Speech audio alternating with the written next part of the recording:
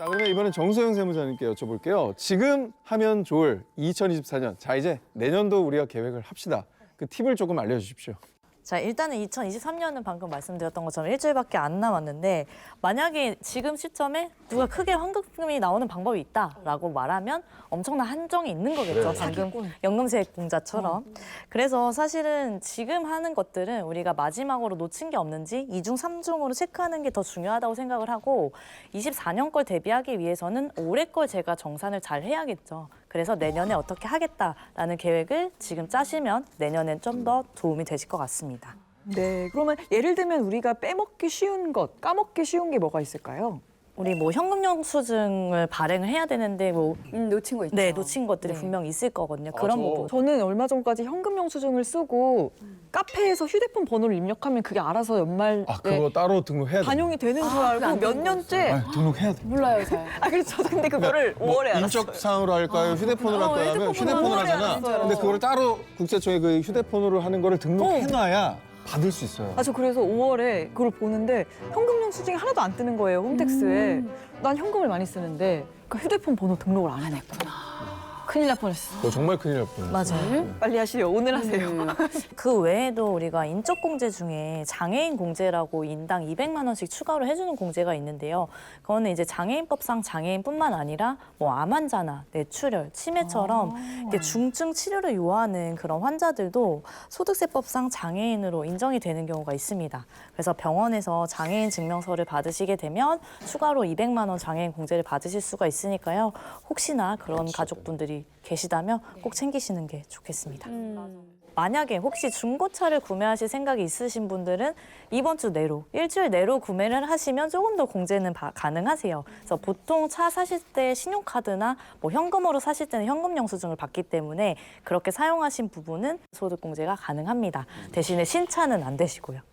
저는 이제 궁금한 게 저희 같은 이제 프리랜서나 개인 사업 하시는 분들은 연말정산 대신에 이제 5월 종합소득세가 기다리고 있잖아요. 근데 종합소득세 내는 분들을 위해서 꿀팁도 알려주시면 좋을 것 같기는 해요. 일단은 저는 지출 증빙을 좀 잘 하시라고 말씀드리고 싶은데 우리가 뭐 쇼핑하거나 물건 사거나 하면은 사장님이 10% 깎아줄 테니까 현금으로 뭐 해주세요 이렇게 많이 하시는데 그거 너무 좋은데. 그건 이제 저희가 부가세 공제를 안 받는다는 가정하에 영수증을 안 받는 거잖아요.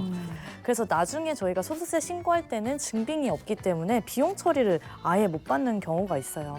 사업을 하시다 보면 뭐 크게 가구를 사신다거나 기계, 인테리어 이런 것들은 몇 천만 원이기 때문에 10%가 아까워서 안 냈다가 나중에 소득세 때는 몇백만 원으로 늘어날 수가 있겠죠. 게다가 엄연히 그거는 이제 합법적인 방법이 아니지 맞아요. 않습니까? 아니에요. 예. 그래서 그런 부분들은 꼭 챙기셔서 그냥 현금 영수증 받으시고 네. 신용카드로 결제하시는 그리고 게 경조사비 좋아요. 같은 것도 좀 알려주시면 좋을 것 같아요. 네, 맞습니다. 요즘 또 뭐 결혼도 많이 하시고 뭐 장례식 가셔서 뭐 부조금도 많이 내시고 하는데 이거는 건당 20만 원씩 접대비로 비용 처리가 가능하시기 때문에 만약에 지출하신 것들이 있으면 증빙을 모으시는 게 좋을 것 같고 네네. 그러면 어떻게 증빙하나요? 가서 이렇게 셀카 찍고 막 네, 아니 상 중에 셀카 찍고 막 그게 네. 캡처하면 이런 것도 되나요? 뭐 오면 가능하면 결혼식 뭐 셀카도 괜찮긴 하지만 요즘에는 저희 대부분 모바일 청첩장이나 그렇지, 그렇지. 모바일 부고장이 오기 부고장에. 때문에 아니면 이제 뭐 문자로 온 거. 네네 그런 것들 캡처해 두시고 뭐 이체 내역이나 이런 것들 있으시면 해놓으시는 게 좋겠죠. 네. 그리고 이제 기존에 근로소득 하시다가 이제 종합소득세, 그러니까 본인의 사업을 시작하신 분들은 꼭 미스가 처음에 발생하는 게 세금 신고를 본인이 해야 되는데 맞아. 네. 회사가 안 해주니까 깜빡하잖아요. 프리한 첫 해 연락 왔잖아. 지금 뭐 하시는 거냐고. 세금. 내시라고. 빨리 내라고. 그래서 진짜 혼났어요, 크게.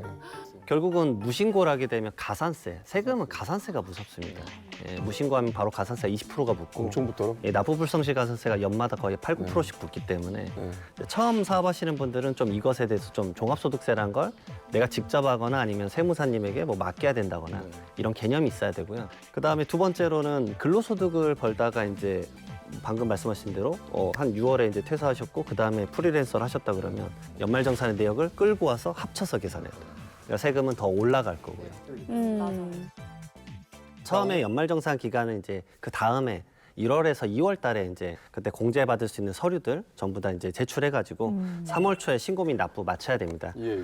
사실은 이게 매년 1월부터 아예 준비를 하시는 게 스타트는 맞습니다. 예. 처음부터 예, 아예? 그러니까 소비 패턴부터 좀 갈무리를 해야 되는 거죠. 근데 세금은 대비하는 마인드로 접근을 해야 됩니다. 근데 지금은 사실 12월 25일이라 제가 1월부터 12월까지 쓴 금액은 거의 확정이 되어 있고 예, 예. 남은 기간은 한 일주일 아직도 정도 저희 쓸 일은 많이 있습니다. 일주일 정도 송년회가 남아 있거든요. 남아 있는데 예, 뒷부분에서 제가 충분히 활용할 수 있는 방법들을 예, 예. 또 설명을 드릴 건데 일단은 연말정산을 제대로 내가 원하는 금액을 환급을 받기 위해서는 사실은 1월 달부터 차근차근 준비를 해야지 만족스러운 결과를 얻을 수가 있는 거죠. 미리미리 대비해야 되는 거예요. 자, 그렇다면 먼저 이장원 세무사님께 질문을 드려보겠습니다. 1월부터 시작을 해야 된다는 말씀을 해주셨는데 뭐 올해는 올해고 또 내년은 또 다가오니까 어떤 것부터 미리미리 챙겨야 제일 좋을까요? 결국은 연말정산할 때 가장 먼저 집중하는 것들이 이 소비 패턴에 대한 공제액이거든요. 그러니까 신용카드 세액공제라고 하는데 이 신용카드랑 체크카드 네. 그리고 이제 현금 영수증 좀 적절하게 방법을 잘 믹스를 해가지고 최대한 나에게 유리하게 이제 소득공제를 받으셔야죠. 아, 이 체크, 신용, 현금 이게 또 다 달라요? 그렇죠. 우선은 이제 가장 중요한 게 한 해 동안에 내가 총 급여가 얼마냐 예. 그 총 급여에 대해서 25% 이상 쓴 부분에 대해서만 공제를 받을 수 있다라는 기본 전제를 좀 알아야 됩니다. 총 급여라는 거는 그 직장인의 그 연봉이랑은 다른 얘기인가요? 흔히 말하는? 예, 맞습니다. 예. 네. 확실히 약간 용어 구분이 명확하신데요. 직장인이었던 적이 있기 때문에. 네. 세금이 이게 용어 구분이 어려워하시는데 네. 결국은 이 총급여랑 연봉의 차이가 뭐냐면 그 연봉이란 건 결국 나누면 이제 월급이 되겠죠. 네. 월별로 나누면 거기서 이제 비과세 소득이 있습니다. 아까 말씀드렸던 뭐 식대 같은 경우, 그다음에 자가운전 보조금이나 뭐 출산이나 보육수당 같은 경우는 월마다 뭐 10만 원이나 20만 원을 제해 주거든요. 네. 그럼 내가 급여가 300만 원이면 20만 원이 제해지면 280만 원이 총 급여가 되는 겁니다. 그걸 기준으로 이제 10%, 25% 이런 것들에 대한 비율을 산정하는 거죠. 근데 미묘하긴 하지만 분명 차이가 있긴 하네요. 근데 조금 더 좀 구체적으로 설명해 주시면 좋을 것 같기는 해요. 예, 그래서 약간 대표적인 예시로 이제 소득공제 얘기를 들어보면 이제 총급여가 5천만 원인 직장인 A 씨가 있다고 가정을 해보면 1,500만 원을 썼다라고 가정했을 때 그 총급여에 대해서 25% 이상 쓴 부분에 대해서 막 적용이 되고 이 25%가 1,250만 원입니다. 네. 그 이외의 금액, 그러니까 250만 원에 대해서만 이제 소득공제를 적용받을 수 있는데 네. 그 금액 중에서 이 신용카드로 썼으면 15%가 공제가 되고 15%. 체크카드나 현금 영수증이면 이제 30%가 적용이 되고 근데 그게 뭐 전통시장에서 썼거나 대중교통이다 그럼 또 40%가 적용이 되고 그런 것들에 대한 갈래를 좀 명확하게 아셔야 됩니다. 그러면 사실 뭐 기왕이면 내가 소비를 할 때 아무 카드나 쓸 게 아니라 공제율에 따라 다르니까 뭐 체크카드나 현금 영수증을 좀 적절히 써준다든지 지불 수단을 좀 활용하는 게 좋겠네요. 그래서 이제 일단 소득공제 받을 때 총급여의 25%까지는 말 그대로 신용카드 먼저 쓰시고 이건 어차피 한도 채우는 용이니까. 네, 맞습니다. 먼저 그것부터 차감이 되니까 아하. 그 다음에 체크카드나 현금 영수증 사용하면 조금이라도 공제액수를 좀 높일 수 있는 거죠. 근데 사용 금액이 이제 25% 넘지 못하게 되면 사실은 그냥 신발을 사거나 이렇게 급하게 소비를 하는 것보다 야, 채워야 돼, 채워야 돼. 뭐 남은 뭐 신용카드는 포인트를 쌓는다거나 그게 차라리 나으실 수도 있죠. 그치. 신용카드는 또 이 포인트나 혜택 같은 게 또 있기도 하거든요. 여기서 또 주의를 할 게 총급의 25%그 이상을 쓴다고 계속해서 더 많이 받을 수 있는 거 아니잖아요. 아, 그 맞습니다. 한도가 딱 있다는 거잖아요. 복잡해. 이게 문제인 거예요. 소득공제를 무한대로 해주게 돼버리면 사실은 자기가 번 돈보다 더 많은 소비를 할 수도 있는 거니까 거기에 대해서 이제 한도를 정하는 거죠. 그래서 총급여가 7천만 원 이하면 300만 원까지, 예, 그리고 7천만 원 초과하면 250만 원까지. 그래서 현실적으로 이게 공제 많이 받기 위해서 막 소비를 많이 하시려고 하는 건데 아까 예시를 들면 그 총급여 5천만 원 A 씨는 네. 최대한도 300만 원 공제 받으려면 체크카드나 현금은 그러면 딱 2천 한 250만 원 정도, 그리고 신용카드는 3,250만 원 정도 쓰시면 돼요. 아니 5천 받는데 3,250 쓰면 뭐가 남습니까? 그걸 카드로. 공제 받으려고 더 가난해져. 어렵네요. 네. 왜냐면 소득공제 300만 원 받을 때 네. 이 소득공제에 대해서 잘못 이해하시는 분들이 그럼 세금 300만 원 깎인다고 생각을 하실 수 있는데 이 전혀 그렇지 않습니다. 왜냐하면 소득공제를 제한 금액에서 이제 세율을 곱하기 때문에 내가 세율이 적용되는 게 뭐 6%다 그러면 사실 300만 원에 6%면 18만 원 깎이는 겁니다. 아, 돈을 그렇게 많이 썼는데 네. 18만 원을 공제받는 네. 거예요. 아까 구간에 세율이 따로 정해져 있잖아요. 맞습니다. 그거에 해당되는 금액만 깎아주는 거예요. 그렇죠. 그래서 이 정도면 한 15% 구간이 많으실 건데 그러면 300만 원에 15%니까 이제 45만 원 정도의 공제를 이제 적용받을 수 있는 거죠. 네. 그러기 위해서 3천만 원을 쓰면은 우리가 정말 아쉬운 결과가 아싸 나오는 공제된다 이러고 3천 썼다가 결국 45를 적용받는다고 하면 이거는 진짜 다시 한번 생각해 볼 네, 문제인 굉장히 것 조심을 같습니다. 해야 될 것 같습니다. 그래서 제가 사실 지인들이 소득공제, 그러니까 신용카드 소득공제가 엄청나게 혁혁한 공헌을 할 거다라는 이제 생각을 많이 하시는데 너가 아무리 써도 어차피 공제 액수가 아주 작을 거다. 차라리 소비 패턴보다는 저축이 너에게 더 밝은 미래를 가져다 줄 수 있다라는 그러네요. 너무 당연한 소리이긴 한데 소비로도 공제를 받을 수 있지만 저축을 통해 공제를 받을 수 있으면 일석이조잖아요. 각종 비과세 저축이 있습니다. 네, 어떻게 네, 해야 맞습니다. 돼요? 네. 이게 이제 청약통장, 주택 청약 종합 저축이라고 하죠. 조건 자체를 근데 몇 가지 좀 충족을 하셔야 됩니다. 우선 청급여액이 7천만 원 이하 하셔야 되고, 그다음에 무주택자여야 되고, 그러니까 주택이 있어버리면 안 되세요. 그러면 연 240만 원 이제 납입 한도에 대해서 40%에 대한 공제율을 적용받으니까. 그래서 대부분 직장 생활하시는 무주택자분들은 월 20만 원씩 그러네요. 차곡차곡. 저도 신입사원 때 이걸 추천하더라고요. 어차피 뭐 7천이 되겠어요. 그러니까. 초봉이. 그러니까 네. 무조건 들어가지고 공제를 받았던 기억이 나요. 그렇구나. 아니 그런데 유주택자는 어떻게 하나요 그러면? 요즘에 대출 끼고 집을 장만을 많이 하시잖아요. 그렇지. 근데 이자 갚기도 힘들 텐데 이거 좋은 방법 혹시 없나요? 방금 말씀하셨던 것처럼 사실 주택 살 때 뭐 본인 돈으로 사면 가장 좋겠지만 대부분 이자를 납부하고 대출을 하시잖아요. 그래서 이렇게 이자 상환하는 것에 대해서도 연말정산에서 공제를 받으실 수가 있는데요. 2023년 기준으로는 이 주택의 기준 시가가 6억 원 이하인 경우에만 이제 연 600에서 2천만 원까지 이자에 대해서 소득공제를 받으실 수가 있습니다. 네. 자, 그러면 이장원 세무사님께서는 소비를 많이 해서 공제를 받기보다는 소비를 좀 줄이고 저축을 하는 게 좋은 방법이다라는 말씀을 해주셨는데, 자, 그러면 정소영 세무사님께서 보시기에는 연말정산을 가장 좀 중요하게 생각하시는 점이 무엇이 있을까요? 연말정산할 때 항상 정말 많이 물어보시는 것 중에 하나가 소득공제하고 세액공제의 차이예요. 네. 그래서 자신이 어떤 쪽의 공제를 받는 것이 더 유리한지 이런 걸 잘 알아보는 게 좋은데, 소득공제는 과세 대상이 되는 소득 자체에서 차감을 하기 때문에 뭐 예를 들면 인적공제, 소득공제, 신용카드 이런 것들이 있는데, 세액공제는 산출된 세액에서 차감을 해주는 걸로 뭐 보험료, 의료비, 교육비 이런 대부분의 공제들이 세액공제에 이제 속해 있는데, 본인의 소득 구간에 따라서 적용되는 세율이 이제 점점 더 높아지는데요. 최저 6%부터 45%까지 적용이 되고 있습니다.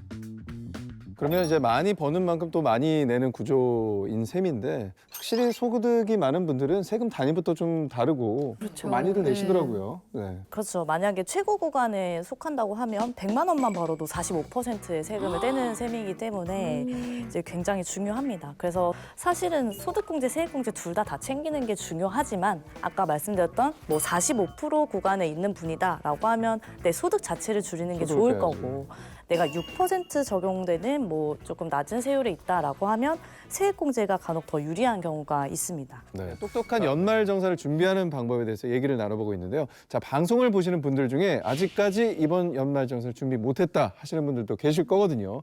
자, 내가 일주일밖에 안 남았어. 시간 없습니다. 지금이라도 좀 환급을 더 받을 수 있는 방법이 남아있을까요? 10월 이후에는 사실 소득공제보다는 즉각적으로 세금 빼는 이제 세액공제 부분을 많이 챙겨야 되는데, 네네. 그중에 이제 기부금이 좀 있습니다. 기부금은 정말 잘 활용하시면 세액공제로 좋은데요. 네. 최근에 새로 생긴 제도가 하나 있는데 고향사랑 기부제라는 게 있습니다. 오. 이게 개인이 자기 주민등록 등본상 주소지 이외의 지방자치단체에 기부를 할 수 있는데요. 이 연간 500만 원까지 기부를 할 수 있습니다. 기부를 하게 되면은 그 세액공제도 받을 수 있지만 하나 더 받을 수 있는 게 뭐냐면 최대 30%에 해당하는 답례품도 받을 수 있습니다. 네. 뭐가 들어든가요? 선택을 할 수 있습니다. 선물을 예, 고르는 선물 도구에, 선택 가능? 예, 다양한 지방자치단체의 그 각각의 이제 뭐 음식점이나 어허. 아니면 뭐 극장표나 뭐 어떤 관광지에 대한 거. 근데 짧게만 듣기만 해도 혜택이 좀 굉장한 것 같긴 한데 왜 이렇게 높은 혜택을 주는 건가요? 이게 사실 이제 기부를 통해서 지방자치단체에 대한 재정을 좀 확충하려는 게 목적도 있습니다. 그리고 그 지방자치단체에 대한 그 지역 주민에 대한 이제 복리 증진이죠. 뭐 예술 관련된 것도 있고 그 지역에 특화된 뭔가 어떤 기부금 단체가 필요하다거나 그런 곳에 대해서 특화시켜서 활성화를 해주는 거고, 하나 더 나아가서는 그 지역자치단체에서 그 답례품을 이제 결국은 제공해주는 그 업체에 대한 거래 활성화도 있습니다. 그것도 네. 참 좋은 제도의 이제 그러네요. 도입이네요. 어떻게 보면 지자체를 응원하는 마음도 되고 네네, 뭐 절세도 기부도 되고 받고. 네. 일석이조네요. 그러면은 고향사랑 기부제 이용할 때 어느 정도 세액공제를 기대해도 돼요? 첫 번째로 제가 권해드린 건 우선은 이제 만약에 기부에 대해서 부담이 좀 된다 그러면 10만 원까지 먼저 권해드리는데 10만 원까지는 100% 세액공제가 됩니다. 100%? 그럼 이건 안 할 이유가 별로 없네요. 네, 이제 10만 원 기부를 하시게 되면 10만 원 세금 전부 다 세액공제 받으시고 그다음에 3만 원어치의 이제 답례품을 받을 수 있는 거죠. 그러니까 10만 원 넣으면 13만 원으로 돌아오는 겁니다. 네.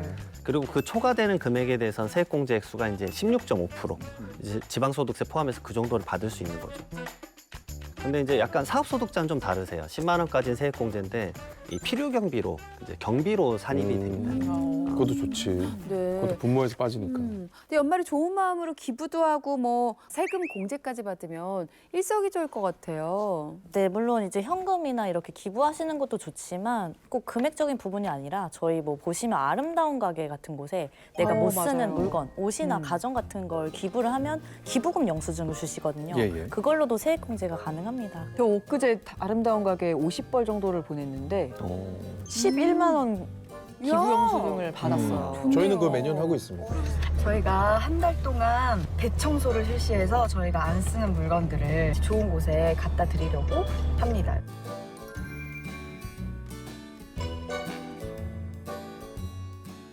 어쨌든 그런 뿌듯함을 맛보았습니다. 네. 네. 일주일 동안 혹시 저희가 또 마저 실천하면 좋을 꿀팁이 있을까요? 제가 항상 12월 달에 이거 사실 하거든요. 예, 퇴직연금 계좌에다가 이제 돈을 이제 이체를 시키는 거죠.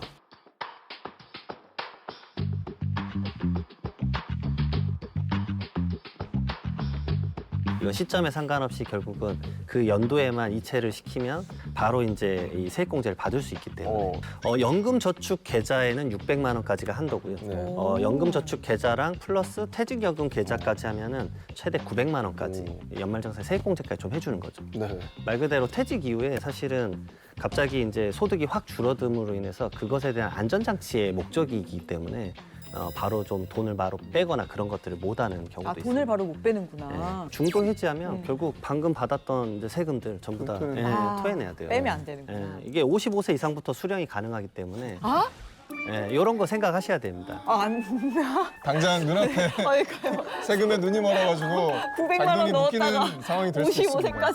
예, 예. 절대 안 되겠네요. 그러나 또 시간은 금방 흐른다는 거. 네네네. 자, 오늘은 연말정산 필승 전략법에 대해서 얘기를 나눠봤습니다. 연말정산 때마다 굉장히 큰 혼란을 겪으시는 많은 직장인분들께 조금이나마 도움이 됐으면 하는 바람을 가져봅니다. 네, 오늘 근데 두 분의 이야기를 듣고 나서 이렇게 얼마 안 남겨서 촉박하게 하는 것보다는 좀 진작부터 알고 나서 충분히 좀 준비를 한 다음에 꾸준하게 준비한 상태에서 이제 좀 마무리를 져야겠다는 생각이 들었거든요. 네. 그래도 어렵긴 하네요. 어려워요, 네, 어려워요. 어렵습니다. 네. 오늘 정말 많은 걸 배운 시간이었는데 뭐 기본 중에 기본 그리고 숨은 꿀팁들까지 세세하게 알려주신 이장원 정소영 세무사님 오늘 감사합니다. 고맙습니다. 고맙습니다.